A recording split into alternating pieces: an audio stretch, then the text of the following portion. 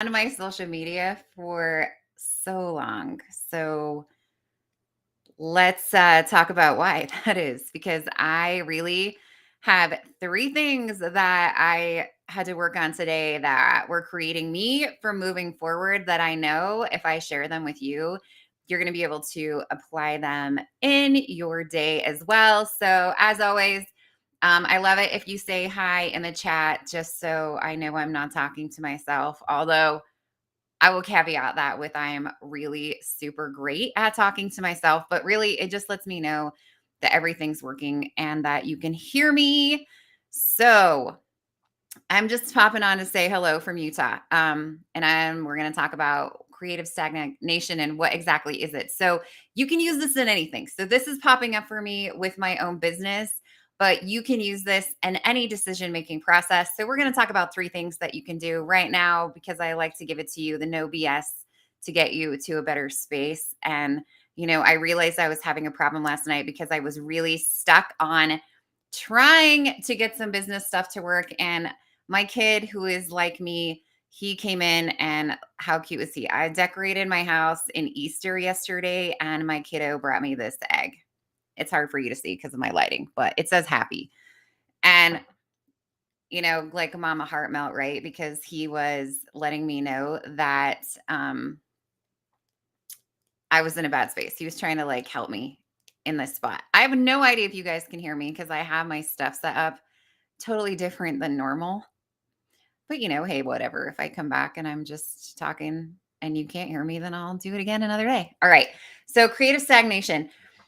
This is what happens. Okay. We are creatures of wanting to be perfect. And the problem with that is there's no such thing. Perfectionism doesn't actually exist. It's this thing that we have in our minds where we want to, make everything perfect, but what is perfect?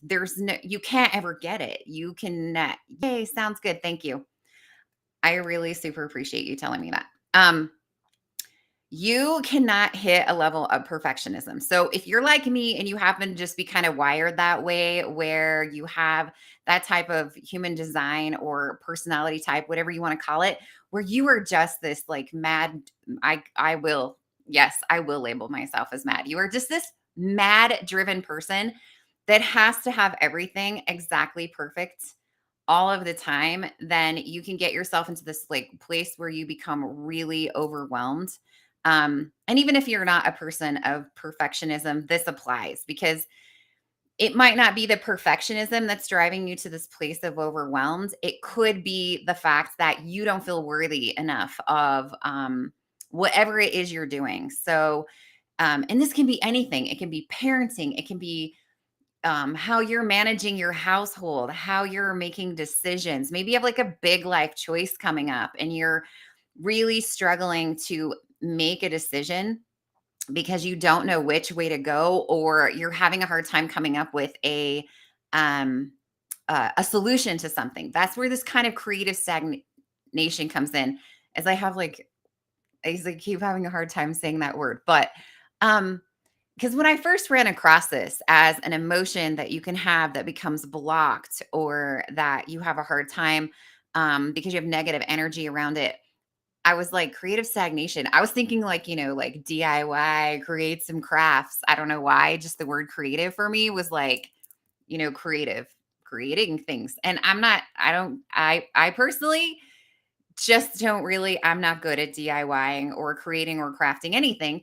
And so, but that's not really what it is. It's your mind's ability to come up with different resources and to come up with different ideas and to get yourself out of situations that you get stuck in. And so, um, perfectionism, or not feeling that you're worthy enough, that you are not deserving, these are all negative core beliefs or negative energies that pop up when I'm working on clients that are around this creative stagnation. So for me, mine today, they can vary and be a little bit different than yours, but I'm going to tell you what mine were because you can use these as players in your own game. So number one, the first thing that I was running into was perfectionism. So is what I'm talking about is I'm really trying to get into my YouTube channel.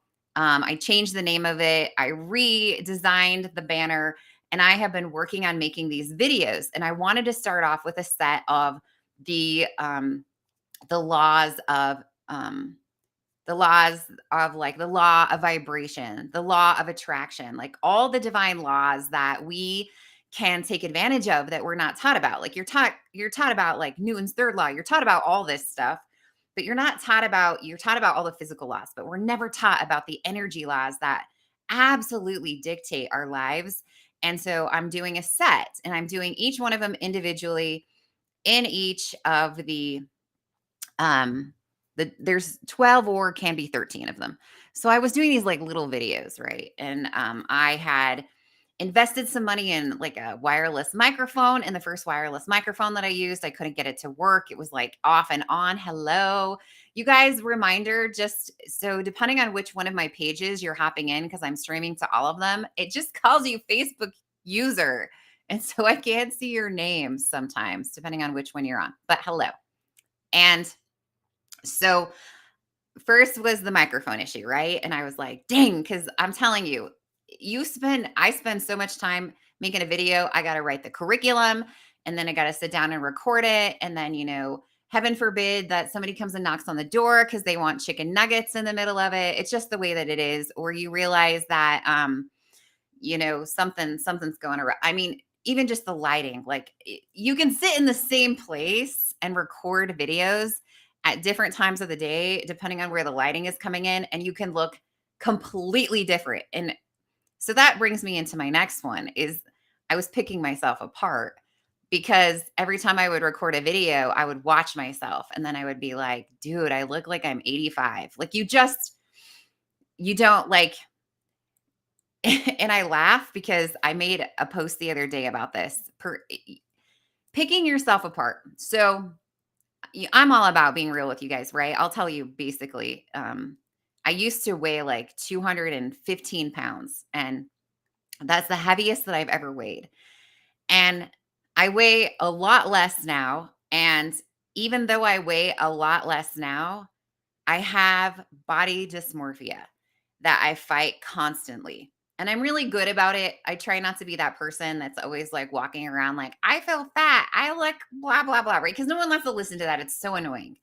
Um, but, you know, literally, I view myself exactly the same as I was then, as far as what I look like when I look into a mirror. The only way I can get my mind to not think like that is I actually have to see a photo of myself next to a photo of myself now. And that's the only way I can get past it. But it's just weird how we do that, right? Like we absolutely pick ourselves apart. I can tell you right now that when I did weigh that much, if I would have been able to see what I look like now, and we're going on, I'm like on 4 years of doing keto, and I work out every day, and I don't do this so I can, because somebody the other day was like, "Why are you doing that? So you can, look better, blah blah blah." Is nothing to do with that. It's because it makes me feel good. It gives me energy. I feel healthy. I'm 43 years old and I feel younger than I've ever been. Like I don't wake up in the morning and like get out of bed and, I'm like hobbling around and trying to crawl off the floor. So that's why I do it.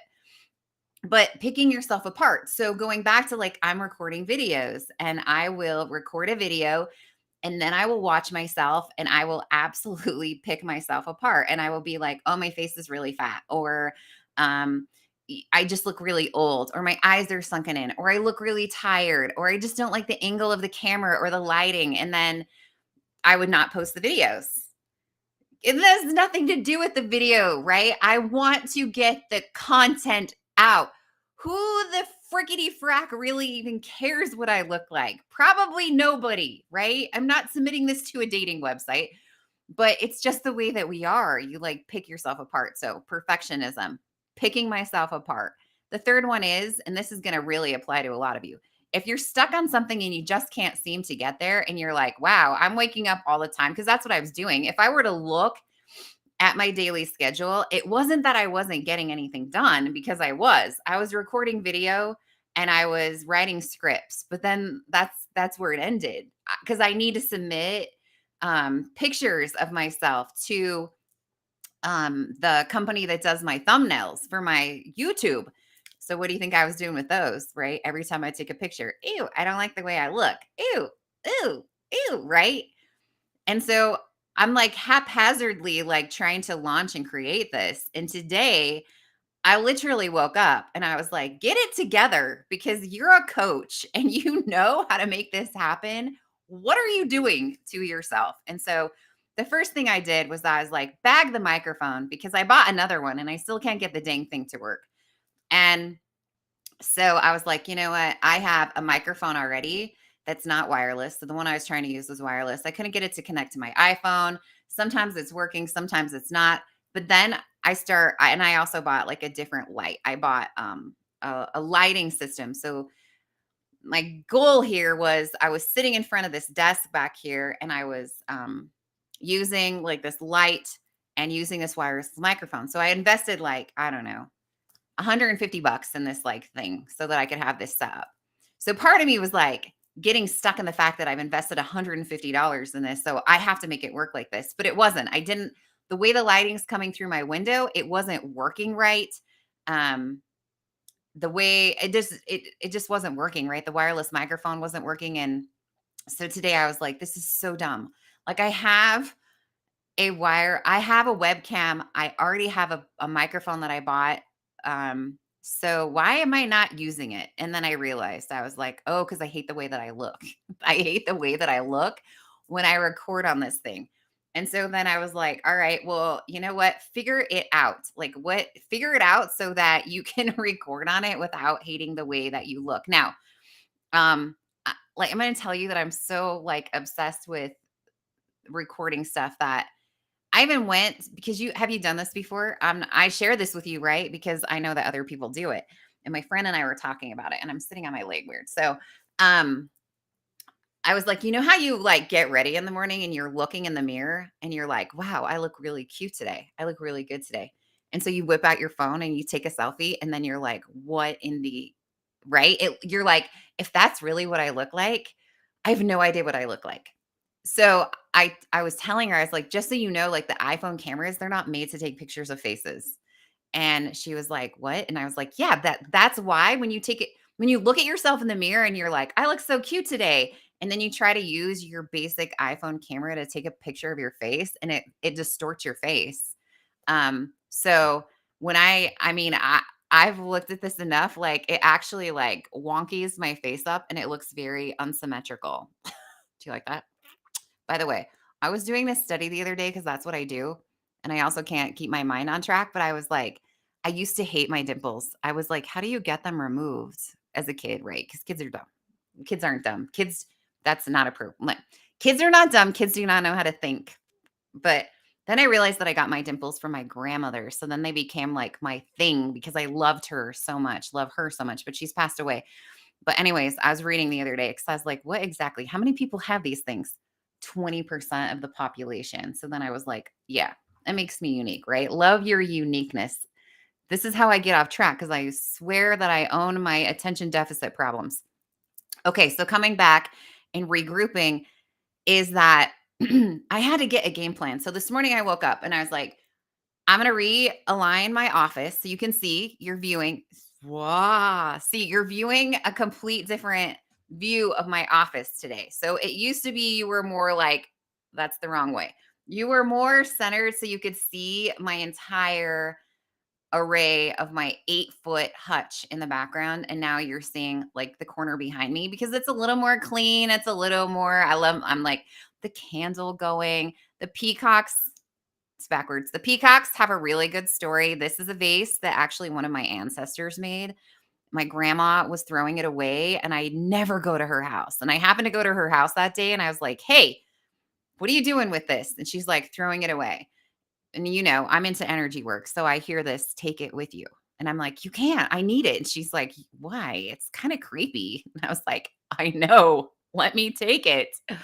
So I took it, and then I had this I should just do a whole video on this, but I had a connection with one of my ancestors who made this. That may or may not have been one of the first times that I realized that I could connect with people that have passed away, but she told me that I had to fill it up. And I was like, what am I supposed to fill it up with? Right? Because when when I get a connection with someone on the other side, it's not like a crisp, clean, like, hey, Amy, this is what you should be doing. And so I was like, what is it supposed to be filled with? And my cousin had a picture from this lady's house. And guess what it was? It was the lady in her living room. And now we're talking like a long time ago, right? So we don't snapping pictures all the time. It was her in her living room with this vase and it had peacock feathers in it. Da-da, which made sense to me because she lived just up the road from the house that I own now. And she had peacocks and they just ran all over town. And so it made sense. And then I got the peacock feathers and then I got the wrong ones. And she was like, those aren't right. And then I had to get more because you can't really tell, but some of them are shorter and I didn't get long enough ones. So then I had to get more. But, anyways, that's why you see me with the peacock vase, is because it's my Aunt Leola's peacock vase. Anyways, so Kay, I started this morning, I rearranged and I was like, get yourself a game plan. You're a coach, you know how to do this. But sometimes it's the hardest, right? It's like trying to teach your own kids to play the piano or something. Sometimes it's hardest to listen to yourself and you get into your own head. And I'm like, get out of your head space. You're screwing yourself up right now. And I had to start a game plan. And I had to, and I'll tell you, the best way to do this is, because this is where we kind of get it wrong when we're planning and doing stuff, is we focus on um, trying to figure out what we need to do today, when really you got to look really far ahead. So if I look ahead at my life and I think to myself, where do I want to be with my business in, let's say, 3 months from now? Or and you can make it bigger or you can make it smaller, kind of just like let it resonate with whatever feels right to you. Where do I want to be in 3 months from now, 6 months from now? So I do like 6 months is what feels good to me, but you can do, like I said, bigger, smaller. Where do I want to be in 6 months from now? And then go backwards. Okay, so if this is what I want to have happen, like let's say for you, it's like a specific amount of money. Maybe you want to be at a completely different job. You want to be done with the training, whatever it is. So mine for me was, where do I want my YouTube channel to be in 6 months from now? Then I start going backwards. Okay, so if that's where I want it to be, maybe it's like a certain amount of videos that I want to have. Maybe it's a certain amount of subscribers. Okay, cool. So at 6 months, this is where I want to be. So then start going backwards, because you've got this, we're chunking it into this like big end thing. So now we're going to go backwards. So, okay, so let's take it back into 7, or I'm going the wrong way, 5 months.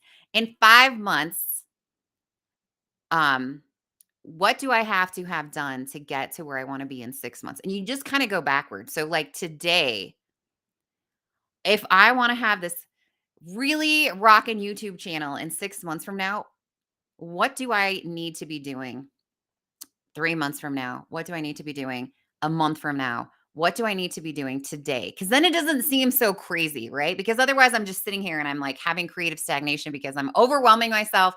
And when you overwhelm yourself and those emotions start going, your brain shuts down and you can't do anything. So that's why I had to come back and make a game plan. Okay. So obviously, what was blocking me was resistance, right? I was having emotional resistance from perfectionism, picking myself apart. Obviously, these all go back to like internal problems of people telling you that you're not good enough. All my life, I grew up a heavy set child. My mom will laugh. If my baby book was closer, I would show you, because she's not kidding. My mom will tell you that when I was born, she took me to the grocery store. I was dressed in pink. And still, the cute little old ladies would say, your little boy is so cute and he's so big. He's going to make a great football player, because I was such a chunky, fat kid. And, that just followed me through my elementary school. So I remember being barked at by boys. I remember I'm not athletic, so I super suck at anything that does not involve a horse. Horse riding is like the only athletic type talent that I have, which is totally different than obviously playing basketball or soccer or whatever. But I remember like going out at recess in elementary school and having one of the girls be like, "You're so fat." It's like having a giant orange on our team. Those things stick with you like glue. And so then you You know what I mean? You end up taking all of this on in your life. And so you get to a point where you're an adult and you're still like, I'm fat as an orange. I can't be on the kickball team because nobody wants me because I'm too fat to be on your team. Or you know, keeping it real, like I've been in a relationship before where I've had someone that's supposed to love me tell me that tell me something really negative about my body. And so what do you think you do? You're like, well, that's got to be true, because if you love me, then you wouldn't say something to me unless it was completely true, right? So then after I get divorced, like I have this massive issue with this like part of my body, and I just can't get past it. And thank goodness for good people, because I remember I went on a date with this guy who, we became friends, but he was like, that is such crap. He's like, that is such a not true statement. And it's like you need people to help realign you with your thought pattern. But the problem is, one person telling you one thing negative takes like 3,000 people telling you one thing positive. So isn't it crazy how we do that, right? So if someone tells me that I'm not attractive or I'm ugly, and it's just one person, how fast does that shift you back into that space? Like just like that, right? And then you have to dig. I call it the rabbit hole, right? Because I love Alice in Wonderland. Alice falls down the rabbit hole.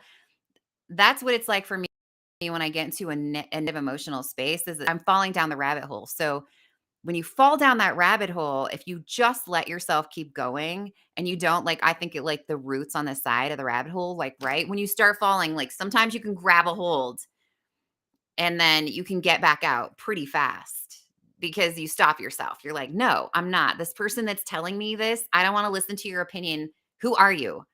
But if you kind of having a bad day, if you're like me, like sleep is my kryptonite. So if I'm really tired and then someone says something negative to me, or I just get into that space where I look at myself and I get into the picking apart, you just keep falling. You keep falling because maybe I put on a dress. That this happens sometimes. If you saw my video yesterday, I did wear big girl clothes. I went out in public. If you don't follow me enough to know, that's because I am not afraid. So just know I'm at a point in my life now at 43. I don't care what anyone thinks. Like, these are things that I'm telling you about that I can get over pretty fast, that I've struggled with in the past. But I will go to Walmart in PJ pants and own it like a rock star. So I actually had jeans on. So I made, I like to laugh at myself. So I laughed about the fact that I was dressed like a grown up yesterday. I actually had jeans on, which is something that doesn't always happen.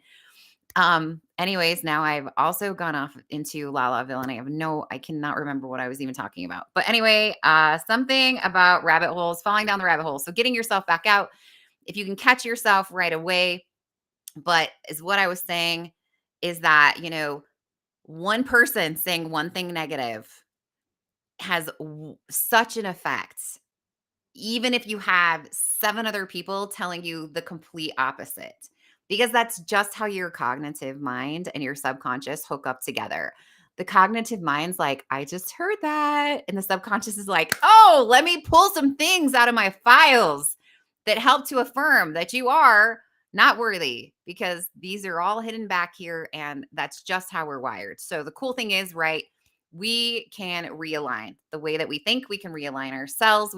You can, contrary to belief, which I never say anything to you that I don't know has research behind it, because that's just not how I roll. But contrary to your belief, your DNA is not set. You can change, right? Hello, negative core belief. That's just how I am. That's just how I was born. Now, there are things, yes, because I talk about this in human design, that you are I will tell you, one of my favorite parts of my human design is my will center or my heart center, because that is where willpower comes from. And most people do not have a defined will or heart center. And, it's pretty funny because when I date guys, I'm like, do you happen to know what time of the day you were born? And they're like, why? And I'm like, don't ask things like that. Just, yeah, right. Because it's like my goal to find a guy that has a defined will center, because I'm like, dang, If I have a defined will center, which a defined will center means you basically have the willpower that's unstoppable. So if I can find another person with a defined will center, like what kind of things can happen here?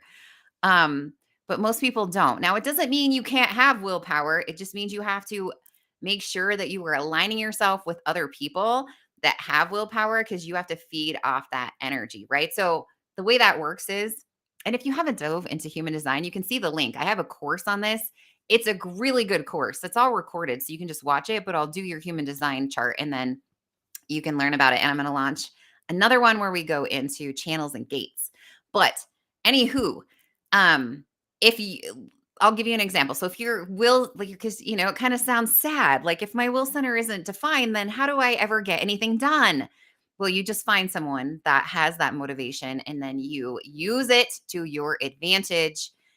So let's say that, you have a workout buddy or a person that you use to be like, hey, we're going to get up tomorrow at whatever time and we're going to go rock it at the gym. You just need that person.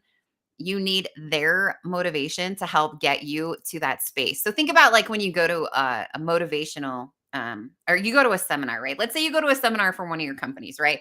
They pay buku bucks to bring in a person who has an explosive energy because they stand up on a stage and by the time they're done talking, you're like, I got it. I'm going to rock it. I'm going to go home and I'm going to blow this out of the water.